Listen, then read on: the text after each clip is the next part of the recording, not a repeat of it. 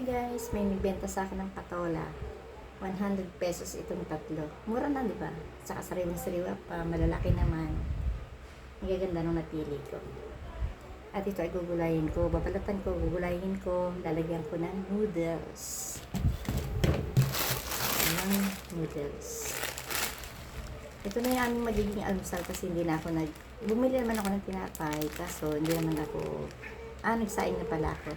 Pwede na rin itong ulam. Tanghalian, diretso na.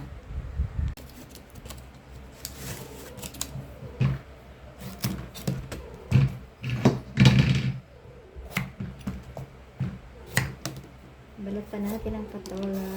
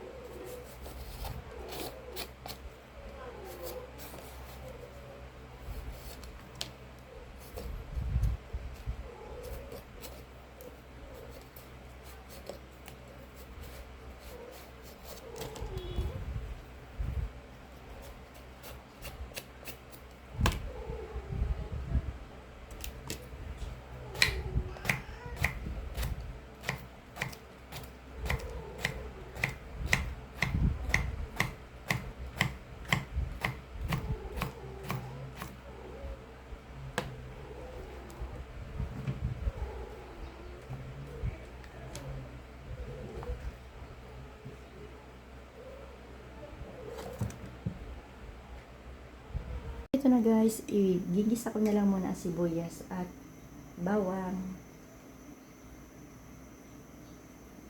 Papakulo na rin ako ng tubig para sa noodles. Ayan. Kasalang na rin siya.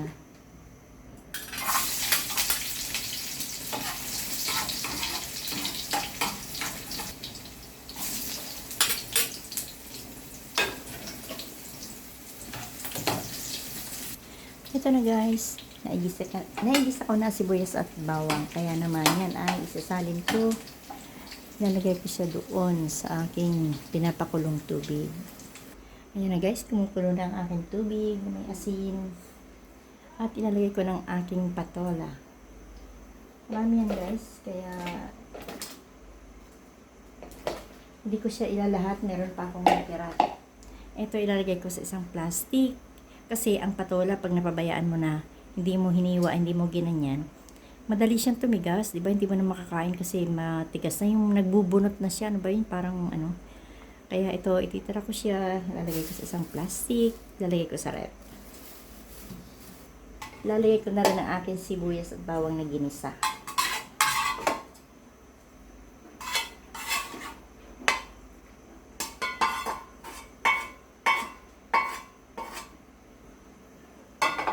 Pwede naman siyang hindi gisahin. Kaya lang, pag ginisa mo sibuyas at bawang, mas mabango, mas masarap. Pagkulo niyan, saka ko ilalagay ang aking noodles. Ito na siya guys, nilagay ko na sa plastic at lalagay ko siya sa rep para hindi siya masira. Pero hindi ko siya pagtatagalin kasi madali din masira talaga ang patola. At lalagyan ko rin siya ng 2 pirasong sili para may kaunting anghang. Ayan.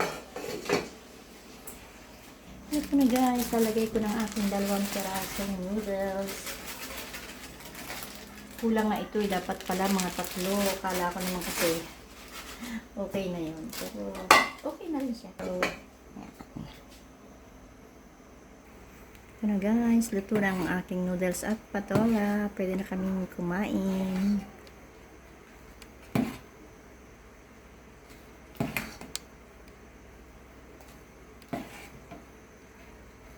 Kain na tayo. Hey guys, kain na tayo.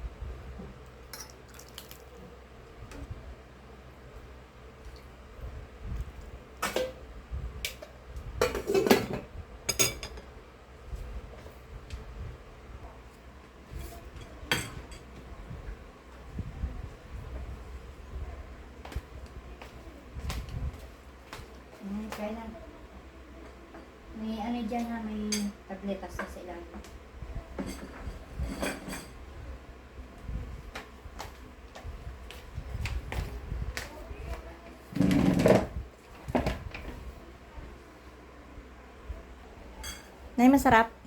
Oo. Hindi matabang. Okay lang. Tama lang. Hindi, yung anghang. Okay lang. Oo. Pero nalalasap ang anghang. O, sige, kumain ka na dyan ng marami. Tapos, inumin mo yung Pero tabletas hindi dyan. ito katulad ng isang patola na bili mo. Masarap ito. Mas masarap. Kasi sariwang-sariwa yan. Hindi, walang amoy, walang lasa. Ah. May nalalasa ko ito sa nakaraan. Sige. Nahangot. Masarap naman yan. Kaya kumain na kayo. Damahin nyo kain. Kain tayo, guys. Tama, sabi nanay, masarap daw. Masarap na. Patola at noodles, simpleng-simpleng ulam at almusal. Tapos merong tinapay. Hindi na kami nagkape. Absent muna sa kape. Kain muna tayo.